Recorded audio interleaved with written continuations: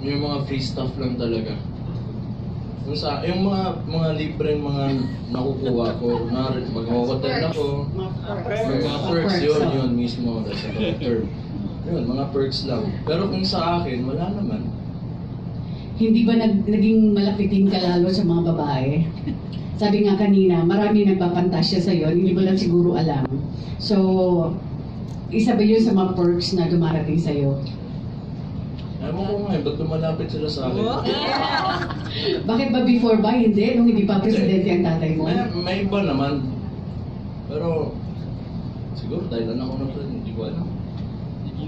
Pero sa iyo, wala ka talagang binago, except syempre na may mga presidential security ka na, napapagalitan ka na ng tatay mo national TV, kasi before local lang, di ba? Pero hindi ka naman na-offend pag pinagalitan ka ng tatay mo.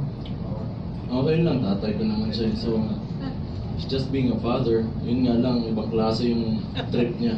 Diba?